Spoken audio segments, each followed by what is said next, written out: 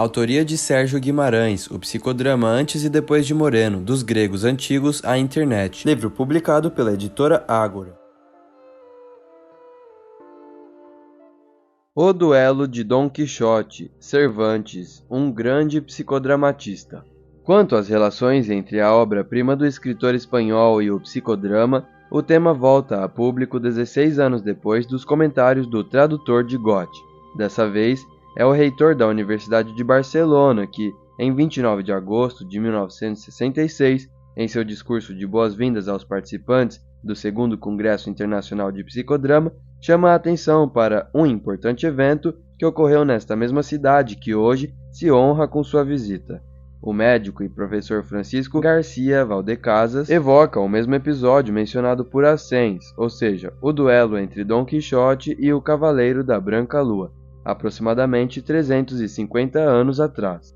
Além de apontar a coincidência de sobrenome entre o personagem Antônio Moreno, o melhor amigo de Quixote, que também participara do processo, e o próprio Moreno, o reitor lança a pergunta aos presentes, referindo-se ao episódio narrado: podemos chamar de psicodrama? E, para demonstrar que a artimanha do solteirão Sansão Carrasco tinha obtido resultados, Garcia Valdecasas comenta que, no momento em que entrava em seu povoado, Quixote interrompe o longo discurso iniciado por Sancho Panza, a imitação de seu amo, respondendo: deixa-te dessas sandices e vamos com o pé direito entrar em nosso lugar. Reagindo ao tema proposto, Moreno oferece uma série de comentários importantes para a compreensão do psicodrama como método terapêutico. Começa afirmando que Cervantes não só era um grande poeta, como também era dotado de um talento intuitivo para o método dramático da cura, e que foi seu privilégio, o que com frequência se dá aos poetas, descobrir uma ideia 350 anos antes. Além disso, comenta, o fato de ele próprio ter sido antecipado por Cervantes dá à nossa ciência um apoio mais significativo, inesperado, ou seja, o apoio da validação poética. Por outro lado, analisa. O episódio psicodramático de Dom Quixote de La Mancha é o clímax de todo o romance. Aqui está um homem extraordinário que sofre de uma doença chamada de doença pelos médicos medíocres da psique, mas os psicodramatistas frequentemente lhe dão um nome diferente e uma avaliação diferente. Eles chamam o mundo em que vive tal homem, que é dotado de um maior senso de sensibilidade diante da experiência transcendental, um mundo de sua própria criação, de realidade suplementar. Para Cervantes, ele era às vezes o gênio desconcertante da excentricidade e um desafio para um mundo opaco, outras vezes apenas um homem doente, incapaz de se libertar de sua perseguição. Depois de informar que a Espanha foi chamada de o berço da psiquiatria por ter sido em Valência que se fundou o primeiro hospital psiquiátrico do mundo em 1406, muitos anos antes de Pinel libertar os doentes mentais das correntes, Moreno observa que também coube a Cervantes, um poeta espanhol, antecipar como a própria psique poderia ser libertada por meio do psicodrama. Num segundo momento de sua exposição, Moreno explica que a ideia do psicodrama, como forma de terapia, teve 3 etapas de desenvolvimento. Na primeira, que chama de fase existencial, tem sido e é utilizada pelas pessoas ingenuamente, como parte da criatividade cotidiana, enfrascada em rituais ou ritos primitivos. Sobre isso, comenta que antropólogos encontraram nos Pirineus desenhos retratando inversão de papéis entre o homem e a besta, estimados em mais de 10.000 anos. Quanto à segunda, que denomina etapa estético-poética, é quando o artista, poeta ou dramaturgo desenvolve uma ideia psicodramática em seus trabalhos para curar seus heróis da loucura ou de outras desafortunadas tensões de inadaptação, como na história bíblica de José e seus irmãos, de Shakespeare, em sua peça Dentro da Peça, em Hamlet, ou de Cervantes, ao tratar a loucura de Dom Quixote. Por fim, Moreno menciona a terceira fase, a da elaboração científica de um sistema de psicoterapia centrado na ação, agora chamada de psicodrama, da qual tanto o psicodramatista existencial da primeira fase como o psicodramatista poético da segunda são precursores. No caso de Cervantes, ele admite que sua alegoria artística pode estar longe de uma ideia cientificamente madura, mas sustenta que podemos aprender com o poeta, já que, nas asas de sua imaginação, Ele pode voar em altitudes elevadas sem ser obstaculizado pela censura da mente científica.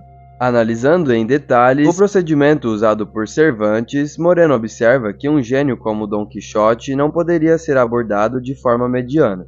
Como pôde ele desistir de suas belas alucinações? Em troca de quê? Em busca de um remédio, Cervantes descobriu o método psicodramático sem saber. Ele percebeu que, para se comunicar com Dom Quixote, ele precisava ser retirado de si mesmo. Isso tinha de ser alcançado no mesmo alto nível de imaginação, do mesmo mundo esplêndido e heróico em que Dom Quixote viveu.